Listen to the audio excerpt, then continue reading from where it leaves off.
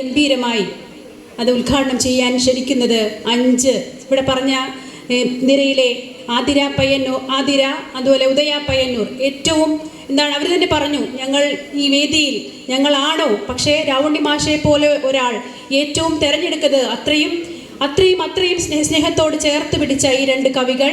പിന്നെ നേരത്തെ ഇവിടെ സുമേഷ് പറഞ്ഞ പോലെ തന്നെ മലയാളത്തിൻ്റെ പ്രവേശനോത്സവ ഗാനങ്ങൾ അടക്കം എഴുതിയ നല്ല മിടുക്കരായ കുട്ടികൾ. അവർ 5 പേർ ചേർന്നാണ് ഈ കവിതാപൂരം കേരള കവിതാപൂരം ഉദ്ഘാടനം ചെയ്യുന്നത്.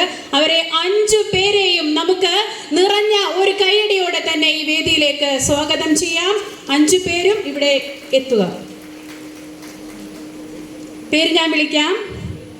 ആതിര ആർ, ഉദയ പയ്യന്നൂർ, അൽഹാസീൻ, ജസ അൻവർ, ഭദ്ര ഹരി.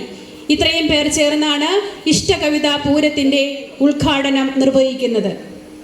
കാവ്യശിഖയുടെ തന്നെ പ്രസിദ്ധീകരിച്ച പുസ്തകങ്ങൾ ഉയർത്തിക്കാട്ടിയാണ് അവർ ഉദ്ഘാടന കർമ്മം നിർവഹിക്കുന്നത്.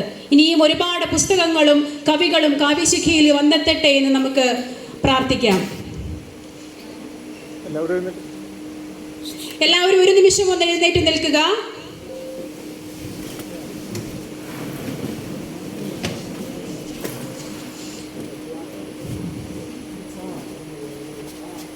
മലയാളത്തിൽ കവിതയുണ്ടോ എന്ന ചോദ്യത്തിന് മറുപടിയായി ഇഷ്ടകവിത എന്ന പംക്തി, അതിലൂടെ തെരഞ്ഞെടുത്ത കവിതകൾ, അതിലൂടെ തെരഞ്ഞെടുത്ത കവികൾ ഇന്ന് ഈ വേദിയെ സമ്പന്നമാക്കുന്നു.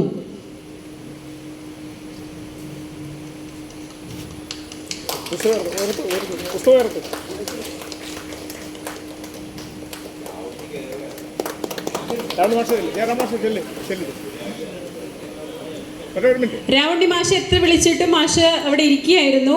ശരിയാണ്, മാഷില്ലാതെ ഇഷ്ടകവിതാ പംക്തി എന്ത് പ്രകാശനം അല്ലേ.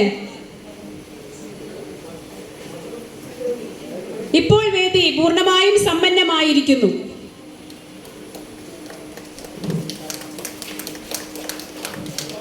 പ്രിയപ്പെട്ടവരെ, നമ്മുടെ കേരള കവിതാ പൂരം ഉദ്ഘാടനം ചെയ്യപ്പെട്ട് കഴിഞ്ഞു.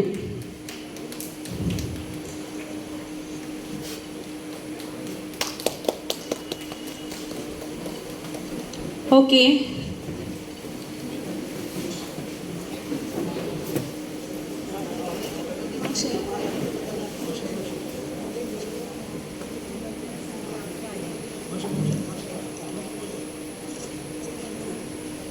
സച്ചിദാനന്ദൻ മാഷിന്റെ